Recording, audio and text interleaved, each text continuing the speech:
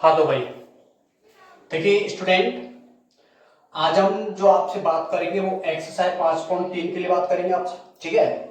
और पिछली वीडियो में एक्सरसाइज 5.2 के जितने भी महत्वपूर्ण क्वेश्चन है मैं आपको वो सारे क्वेश्चन करा चुका हूँ, और बाकी जो मैंने क्वेश्चन आपको नहीं कराए वो सारे क्वेश्चन आपको करके देंगे।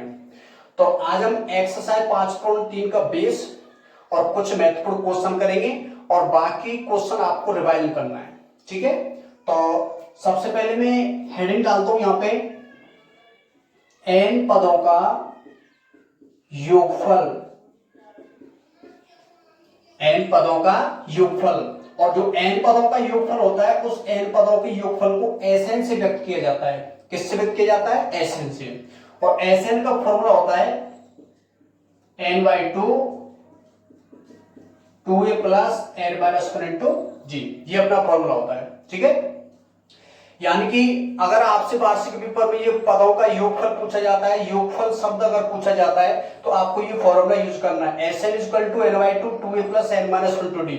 और ये आपको बताइए एन यहाँ पे पदों की संख्या, ए अपना प्रथम पद, एन पदों की संख्या और डी आपका होता है सार्वभौमिक। और एक जो एस एन का जो फॉर्मूला होता है छोटा वाला N by two A plus L, जो अपना फॉर्मूला होता है N by two A plus L, यहां पे जो होता है ए तो अपना प्रथम पद, एन पदों की संख्या, ये जो एल होता है इस एल को अंतिम पद कहा जाता है, ठीक है।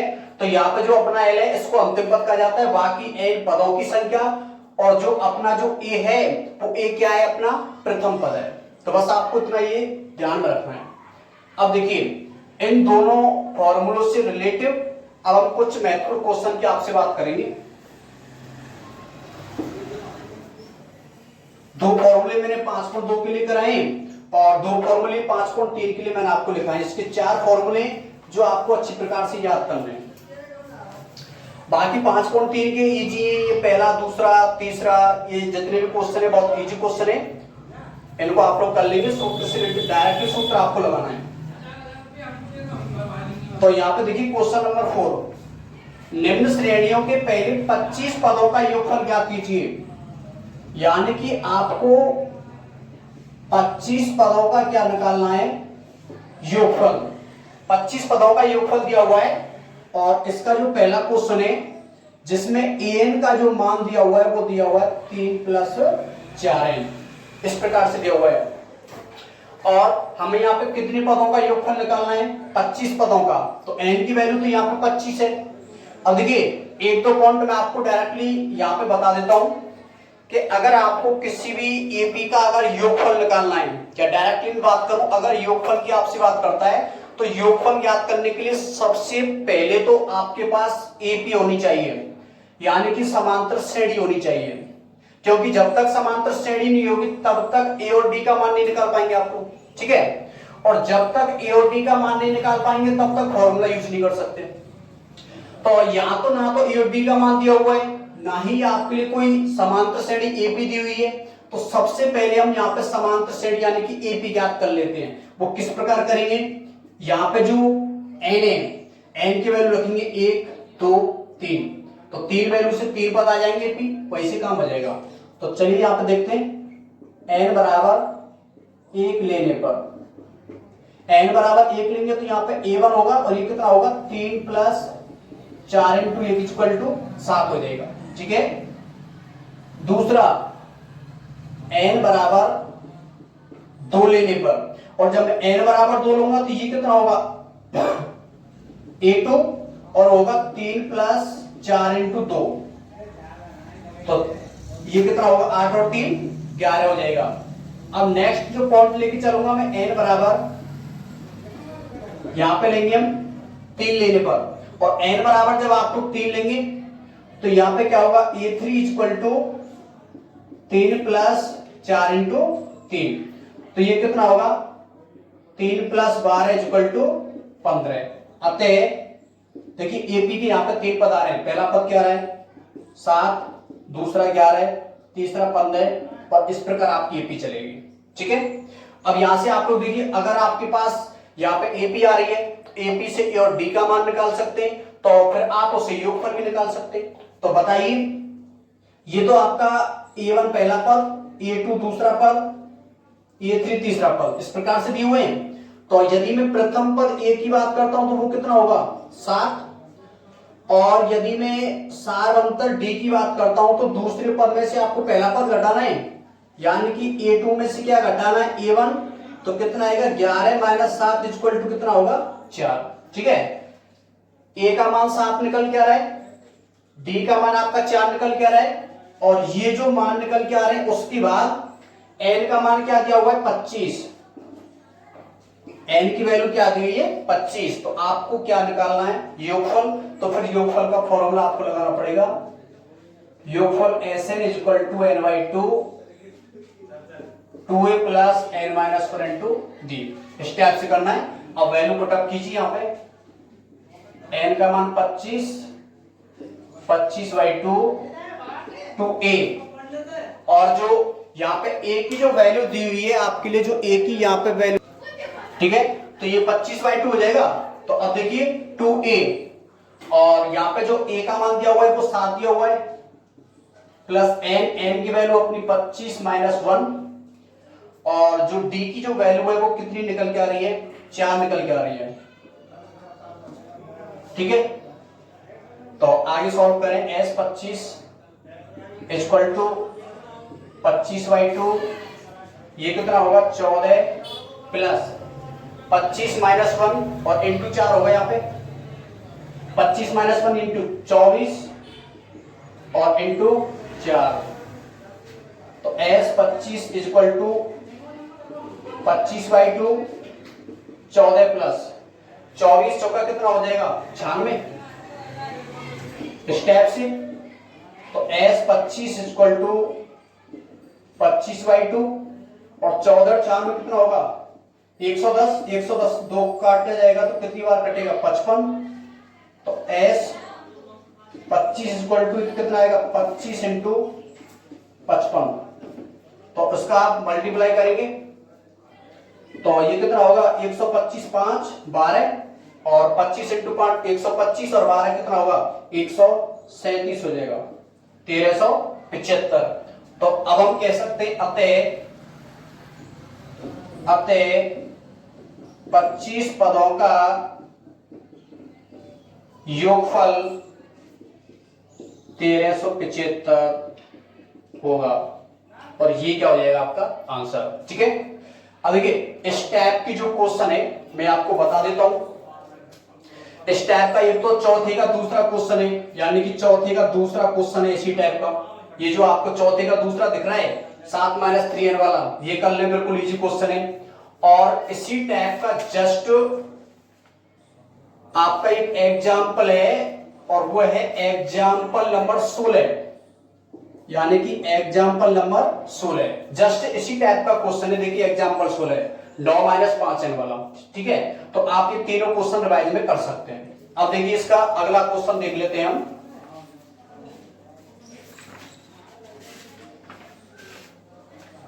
अगला क्वेश्चन है, ये बाकी क्वेश्चन है 5वां 6वां, ये इजी क्वेश्चन है, आप उनको करके देख लेना। और मैं इसका एक 8वां क्वेश्चन करा देता हूं आपके लिए। 8वां क्वेश्चन अच्छा है।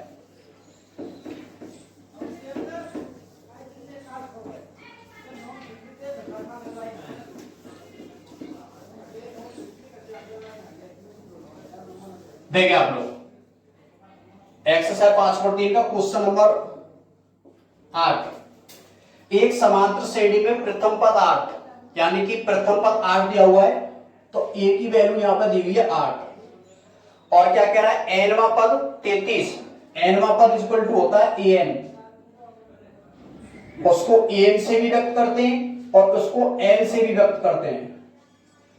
an का मान भी 33 है और यहाँ पे जो l है उसका भी मान आपके लिए 33 दिया हुआ है। ठीक है, और बाकी n पदों का योगफल, जैसे में n पदों का योगफल इक्वल टू होता है Sn, और Sn की वैल्यू है 123। और फिर आपसे क्या पूछा जा रहा है, आपसे पूछा जा रहा है n तथा सारवंतर d ज्ञात कीजिए। यानी कि आपको जो मान निकालना है वो एक तो मुझे मान निकालना है एन का, और एक मुझे मान किसका निकालना है, डी का। तो आपको यहाँ पे दो संख्या फाइंड करनी है, एक तो एन का मान निकालना है और दूसरा जो आपको मान निकालना है वो किसका मान निकालना है, डी का मान निकालना है। ठीक है, यानी कि एन की वैल्यू निकालनी है और आपको डी की वैल्यू निकालनी है। अब देखिए ये क्वेश्चन मैंने इसलिए उठाया है क्योंकि मैं इस क्वेश्चन से इस टाइप के जितने भी क्वेश्चन बनते हैं वो पूरा बेस आपको कंप्लीट कर देता हूं। आप लोग याद रखें, जैसे मैंने आपको जो फॉर्मूले लिखा है, एक तो मैंने फॉर्मूला लिखा है ये वाला a n equal to A plus N minus one into d, सही है। एक मैंने फॉर्मूला लिखा है S N equal to N by two A plus N minus one into d, और एक जो फॉर्मूला है S N equal to N by two A plus है। बाकी अंतिम पद वाला है, पर मैंने आपके लिए तीन फॉर्मूले। अब देखिए आप लोग अच्छी प्रकार से समझे कि ये जो तीन फॉर्मूले आपके लिए दिए हुए, और इन तीन फॉर्मूलों में आपको ये यदि देखना पड़ेगा कि हमें फॉर्मूला कौन सा लगाना है, क्योंकि 90% स्टूडेंट की प्रॉब्लम यही आती है, वो कमेंट में भी करते हैं, व्हाट्सएप पे भी करते हैं कि सर हमें ये पता नहीं चल पा रहा है कि कौन से सवाल में कौन सा फॉर्मूला यूज करें। तो मैं आपको बता देता हूं कि आपको कौन से सवाल में कौन सा फॉर्मूला किस टाइप से आपको यूज करना है। ठीक, देखिए अगर यहां पे मैं पदों की बात करता हूं तो प्रत्येक फॉर्मूले में आपको 4 पदों की आवश्यकता पड़ती है, यानी कि टोटल 4 वैल्यू होती है आपकी। जैसे ए एन का एक वैल्यू, ए की दूसरी वैल्यू, एन की तीसरी वैल्यू, डी की चौथी वैल्यू। एस एन की एक वैल्यू, एन की दूसरी, ए की तीसरी और डी की चौथी। एस एन एक, एन की दूसरी, ए की तीसरी और एल की चौथी। तो कंप्लीट तरीके से यदि आपको फॉर्मूला यूज करना है तो वहां पे आपको 4 संख्याओं की आवश्यकता पड़ती है।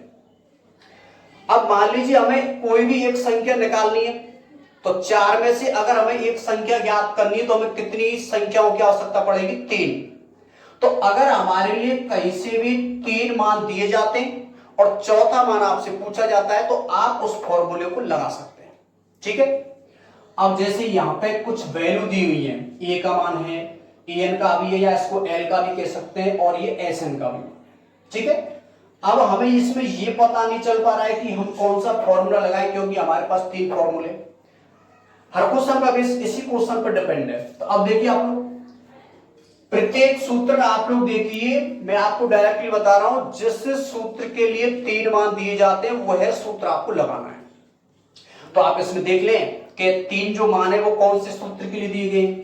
सबसे पहले मैं इसके लिए देखता हूं, जैसे अच्छा इसमें एन है तो एन का मान दिया हुआ है, ए का मान दिया हुआ है, सही है।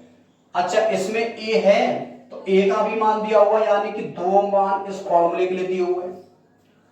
अच्छा इसमें एन है तो एन का मान नहीं दिया हुआ है। इसमें चौथा डी है तो डी का मान भी नहीं दिया हुआ है। तो कहने का मतलब है इसमें 2 मान दिए हुए हैं। अच्छा 3 मान है क्या इसमें, नहीं है, तो आप लोग इस फॉर्मूले को नहीं लगा सकते। जब तक 3 वैल्यू आपके लिए नहीं दी जाएगी तब तक आप फॉर्मूला यूज नहीं कर सकते। अच्छा इसके लिए देख लेते हैं, चलिए।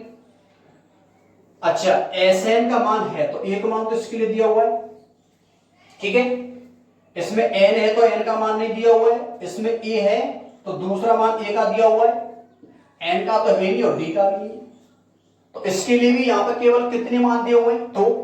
तो तब भी आप ये फॉर्मूला यूज नहीं कर सकते। अच्छा तीसरे फॉर्मूले पे चलते हैं।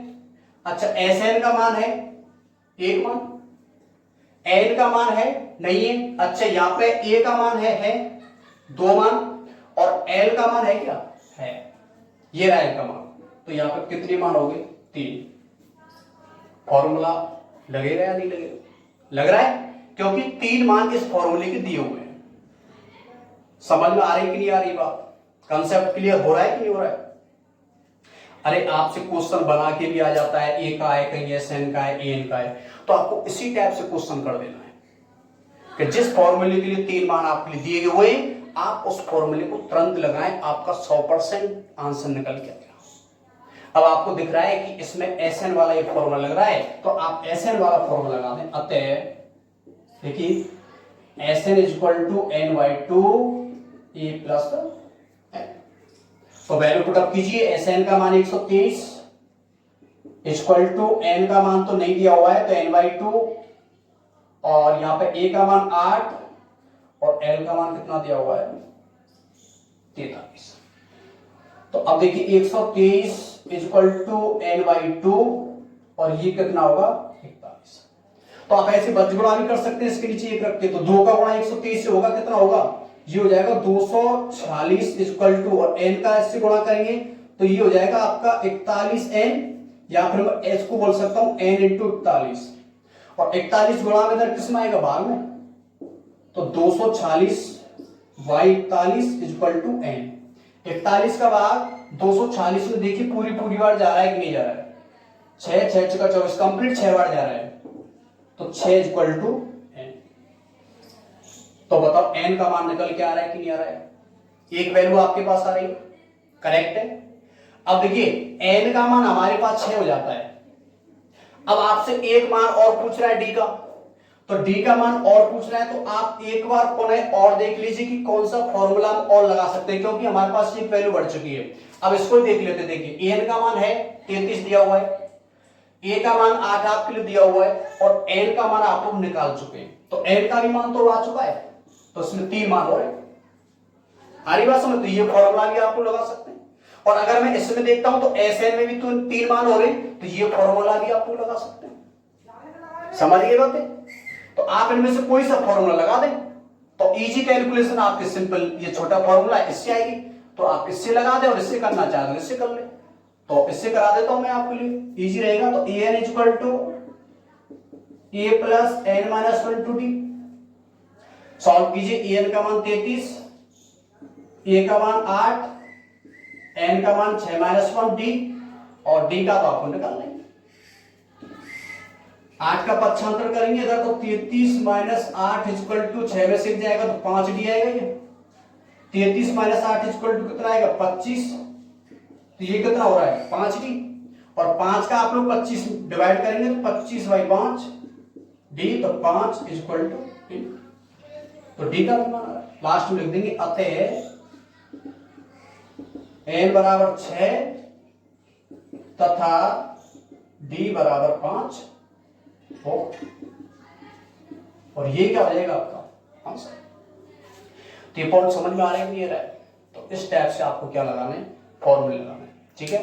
इसका और नेक्स्ट क्वेश्चन देख लेते हैं हम।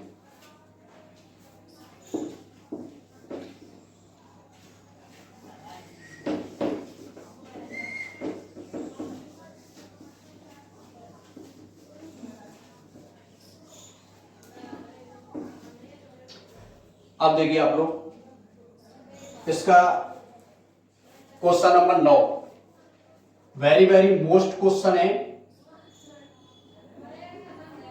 क्वेश्चन नंबर जो 9 है ना, अपने आप में एक्सरसाइज 5 में ये बहुत ही इंपॉर्टेंट क्वेश्चन है, ठीक है।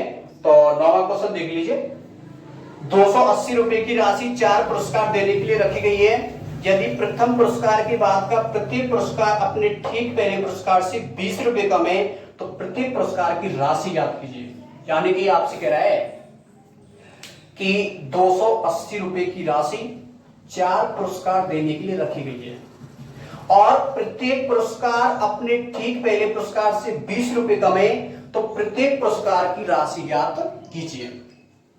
यानी कि आपको इनाम वितरित की जा रही है, पुरस्कार आपको वितरित की जा रहे हैं। विद एग्जांपल मैं आपको दे देता हूं कि मान लीजिए या कोई भी जैसे फंक्शन है, 15 अगस्त या 26 जनवरी है, और स्कूल वाले आपको प्राइज डिस्ट्रीब्यूट कर रहे हैं, यानी कि आपको पुरस्कार दिए जा रहे हैं, और उसमें ये अनाउंस किया जाता है कि हमें टोटल 1000 रुपये पुरस्कार के रूप में डिवाइड करने हैं, और 1000 रुपये जो डिवाइड करने उसमें कंफर्म ये कहा जाता है कि हमें इनाम के रूप में 1000 रुपये बांटने, और इनाम के रूप में 1000 रुपये जो बांटने उसमें हमें 5 छात्रों को लेना है।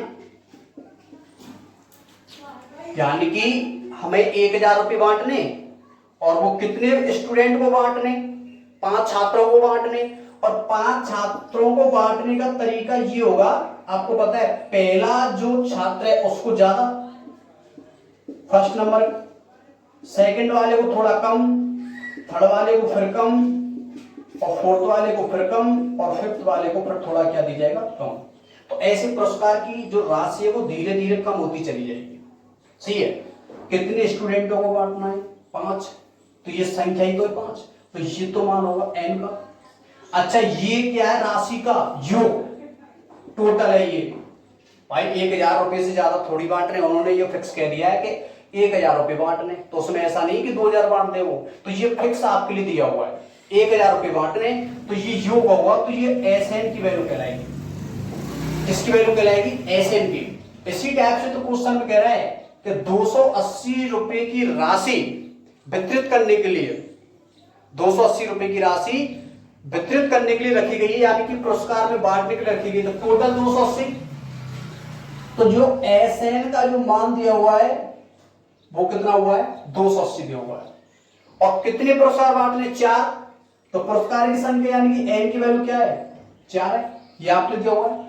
सही है। और प्रत्येक पुरस्कार अपने ठीक पहले पुरस्कार से 20 रुपए कम है, तो प्रत्येक पुरस्कार की राशि ज्ञात कीजिए। तो यहां पे क्या है, देखिए यहां तो हम इनको डिवाइड कर सकते हैं संख्या के हिसाब से, लेकिन हमें यहाँ कोई फिक्स नहीं दिया हुआ है कि पहले स्टूडेंट को कितने पुरस्कार के रूप में राशि देनी है। तो आप लोग जानते हैं अगर कोई राशि आपको नहीं पता है तो आप x और y मान के चलते हैं। तो मैं क्या करता हूँ, पहला पुरस्कार x मान लेता हूँ, तो और फिर लास्ट में x का मान निकालना है। देखिए तो मैं लिख देता हूं यहां पे, माना पहला पुरस्कार इज इक्वल टू x। सही है। और देखिए पहला पुरस्कार जो x आ रहा है और दूसरा पुरस्कार उससे 20 रुपए कम होगा, क्योंकि क्वेश्चन में कह रहा है पहला पुरस्कार जो अन्य जो पुरस्कार है पहले पुरस्कार से कितने रुपए कम है, 20 रुपए कम है। ठीक है। तो यहाँ पे पुरस्कार की जो राशि है उसको मैं 20 रुपए कम कर देता हूं। तो यहाँ पर जो अपना दूसरा जो पुरस्कार होगा वो कितना होगा, x माइनस 20। तीसरा जो पुरस्कार है और दूसरे से 20 रुपए कम है, तो यहां पे जो तीसरा जो पुरस्कार होगा जब इसमें से और 20 करना है तो वो कितना होगा, x माइनस 40। 4 पुरस्कार बांटने, और जो आपका चौथा पुरस्कार है और 20 कम करना है तो वो कितना होगा, x माइनस 60। जो 4 पुरस्कार आपको बांटने, उसमें कंफर्म ये कह रहा है कि प्रत्येक पुरस्कार अपने ठीक पहले पुरस्कार से 20 रुपए कम है। पहला x माना था तो ये फिर 20 कम होगा, इससे भी कम ये 20 होगा तो 40 हो जाएगा, और इससे भी कम ये 20 होगा 60 होगा। तो ये चारों पुरस्कार की कीमत निकल के आ रही है। अगर हमें x का मान पता चल जाए, x की वैल्यू इसमें हम रखेंगे तो तुरंत हमारी पुरस्कार की राशि निकल के आ जाएगी। तो यहाँ पे देखिए x minus 20, x minus 40, x minus 60 एक एपी का काम कर रही है, अतः ये एक एपी बन रही है, x minus 20, x minus 40, x minus 60 dot dot इस टाइप से। पहला पद A1, दूसरा A2, तीसरा A3 और चौथा A4। तो सबसे पहले A और T का मान निकालना। प्रथम पद A की वैल्यू क्या है, x, और जो D का मान है वो क्या होगा, x A2 minus A1 equal to क्या होगा, A2 का जो मान आ रहा है वो तो आ रहा है x माइनस 20। ठीक है। और माइनस का A1, तो माइनस का क्या होगा, x से x जाएगा तो रिजल्ट कितना आ रहा है, माइनस का 20 निकल के आ रहा है। यानी कि प्रथम पद ए x का x आ रहा है, और यहां पर जो d की वैल्यू कितनी आ रही है, माइनस 20। और आपसे क्या है, SN का मान दिया हुआ है, एक n का मान दिया हुआ है। सही है। a का भी मान दिया हुआ है और d का भी मान दिया हुआ है, तो चारों मान दिए हुए हैं। अब आपको डायरेक्टली यहां पर पता है जब SN का जब मान दिया हुआ है तो फॉर्मूला कौन सा लगाना है, SN वाला लगाना है। अतः SN is equal to n/2 2a plus n minus 1 into d। ये फॉर्मूला लिखेंगे तो SN का मान कितना दिया हुआ है, यहाँ पे 280 इक्वल टू n का मान क्या दिया हुआ है, 4/2 2a, और जो a की वैल्यू है, a की वैल्यू क्या दी हुई है अपने लिए, x दी हुई है। ठीक है, प्लस और ये कितना होगा n-1, तो कितना होगा 4-1, और जो d की वैल्यू वो कितनी है -20 है। सॉल्व कीजिए आप लोग इसको,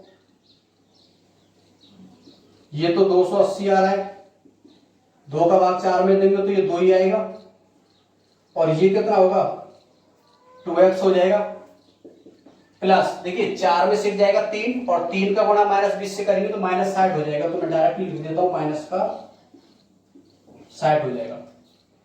तो अगले स्टेप में क्या होगा 280 इक्वल टू 2 का मल्टीप्लाई करेंगे, 2 × 2x कितना होगा 4x, और 2 का गुणा 60 से करेंगे तो कितना आ रहा है 120 से निकल के आ रहा है, ठीक है। -120 को पक्षांतर में लाइए आप लोग 280, और ये आ जाएगा 120 इक्वल टू कितना होगा 4x हो जाएगा। अब आगे और सॉल्व कर लेता हूं मैं इसको, तो 280 और 120 ये कितना हो जाएगा 400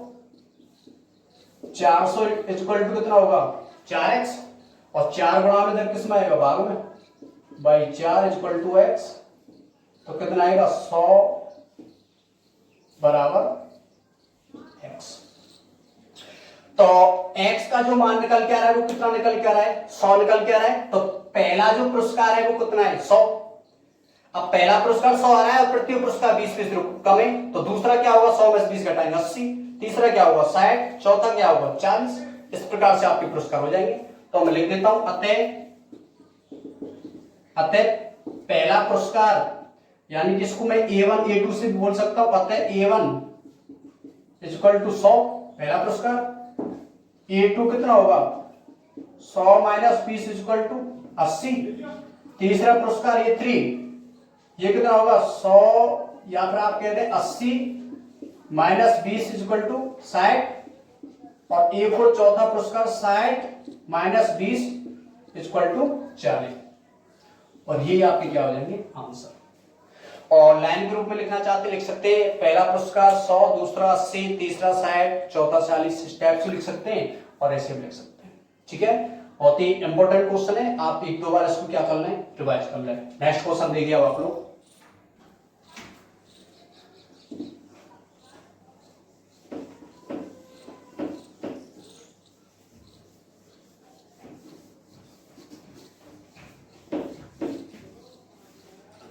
देखिए अब इसका जो अगला क्वेश्चन है, ये क्वेश्चन दिया हुआ है क्वेश्चन नंबर 10। ये भी अच्छा क्वेश्चन है आपके लिए। क्या कह रहा है, एक टेलीविजन सेटों का निर्माता तीसरे वर्ष 600 टीवी, 7वें वर्ष 700 टीवी बनाता है। यानी कि शुरुआत एक्सरसाइज 5.2 मैंने आपके लिए कराई थी, तो मैंने आपको उसमें बताया था कि जैसे तीसरा पद, तीसरा वर्ष, 7वां वर्ष, कोई भी आप लोग कर सकते हैं। ठीक है, तो यहां पे आपके लिए दिया हुआ है तीसरा वर्ष।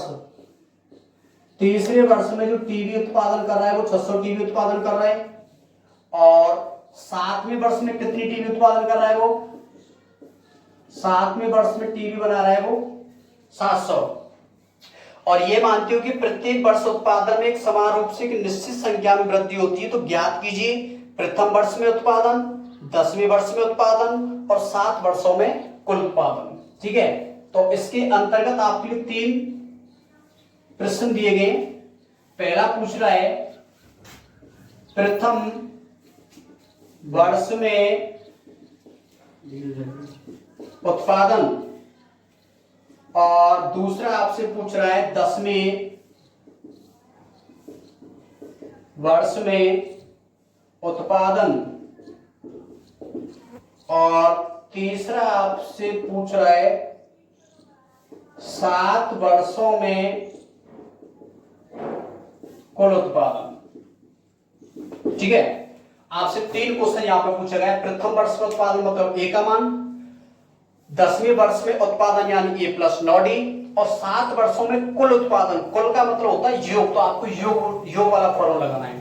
तो सबसे पहले तो इनको निकालने के लिए मुझे AP चाहिए या फिर A और D का मान चाहिए। तो देखिए तीसरा वर्ष क्या होगा A + 2D इक्वल टू 600, ये समीकरण 1 हो जाएगा, और 7वां वर्ष क्या होगा A + 6D इक्वल टू 700, ये समीकरण 2 हो जाएगा। और जब जब वो समीकरण आपको कौन सी विधि यूज करनी है, विलोपन विधि, तो यहां पे लिख देता हूं समीकरण 1 व 2 को हल करने पर, तो समीकरण 1 व 2 को हल कीजिए आप लोग। a plus 2d equal to 600 और a plus 6d equal to 700। तो यहां पर लिखना पड़ेगा घटाने पर माइनस माइनस माइनस कैंसिल होगा, 2d माइनस का 6d तो माइनस का 4d इक्वल टू प्लस का 600 माइनस का 700 तो माइनस का कितना निकल के आ रहा है 100। तो d का मान आएगा -100 बट्टे माइनस का 4। तो d की जो वैल्यू है वो कितनी निकल के आ रही है 25। सही, समीकरण 1 में मान रखने पर समीकरण 1 से क्या है a plus 2d equal to 600। तो यहां पे a प्लस 2 इंटू डी का मान क्या है 25 इक्वल टू 600। तो ये हो जाएगा a प्लस 50 इक्वल टू 600। तो यहां पर a का मान निकाल दें आप लोग, 600 minus 50 a equal to 550। D का मान निकल के आ रहा है, a का मान निकल के आ रहा है, और जैसे ही डी का मान आपके पास निकल के आ रहा है तो आप लोग इसके आंसर निकाल सकते हैं। प्रथम वर्ष में उत्पादन यानी ए, प्रथम वर्ष का मतलब ए होता है, प्रथम वर्ष को ए से व्यक्त करते हैं, और ए का मान क्या आ रहा है 550। ये तो पहला आंसर हो जाएगा, प्रथम वर्ष में उत्पादन जो होगा 550। अच्छा, 10वें वर्ष में उत्पादन, तो 10वें वर्ष में उत्पादन का मतलब क्या होगा 10वें वर्ष में उत्पादन, 10वां वर्ष का मतलब हो जाएगा a प्लस 9d। तो वैल्यू रखते हैं, a का मान कितना है 550 प्लस 9 इंटू डी की वैल्यू क्या है 25। तो 550 और 9 इंटू 25 कितना होगा 225, और 225 और 550 यानी कि होगा 775। अतः 10वें वर्ष में उत्पादन 775 होगा, 775 रुपये होगा। ठीक है, अब इसका तीसरा देख लें आप लोग, 7 वर्षों में कुल उत्पादन। देखिए आप लोग इसमें याद रखिए, क्योंकि बहुत से स्टूडेंट 7 वर्ष देखेंगे यहाँ पे a प्लस 6d करेंगे और वह क्या हो जाएगा गलत, क्योंकि यहाँ पे एक शब्द दिया हुआ कुल, और कुल जो शब्द रिलेटेड है वो योग से रिलेटेड है, तो इसका मतलब है योगफल वाला फॉर्मूला आपको यूज करना है। और यहाँ पे जो 7 है वो n का मान दिया हुआ है, तो आपको योगफल वाला फॉर्मूला यूज के लिए Sn equal to n/2 2a plus n minus 1 into D. n का मान 7 दिया हुआ, S7 7/2 2a, a का मान क्या है 550 प्लस n का मान 7 माइनस 1 और d का मान क्या दिया हुआ है 25। तो S7 इक्वल टू 7 में पूरी बार भाग नहीं जा रहा है, तो आपको इसी प्रकार लिखना पड़ेगा 550 इंटू 2 कितना होगा 1100, 7 माइनस 6 और 25 इंटू 6 कितना होगा 150। ये हो जाएगा 150। आगे सॉल्व करें, S7 इक्वल टू 7/2 इंटू 1100 150 यानी कि 1250 हो जाएगा, और इसको मैं 2 से काट सकता हूं तो ये हो जाएगा 625। तो अपना जो अब आएगा आंसर 625 इंटू 7 इक्वल टू कितना आ रहा है 35, 3 7 दूनी 14 और 3 कितना होगा 17, एक बचेगा 7 6 42 और ये 43। ठीक है, तो 7 वर्षों में जो कुल उत्पादन आएगा वो 4375 रुपये निकल के आ रहा है, और ये अपना क्या हो जाएगा आंसर। ठीक है, तो ये भी क्वेश्चन आपका कंप्लीट है। अब मैं आपको कुछ देखिए, जितने भी रिलेटेड क्वेश्चन है वो सारे आपको करा चुका हूं, इसमें महत्वपूर्ण है, और इसके 1-2 क्वेश्चन और महत्वपूर्ण है, मैं आपको रिवीजन के तौर पे उनको बता देता हूं, आप लोग उनको रिवाइज कर लें।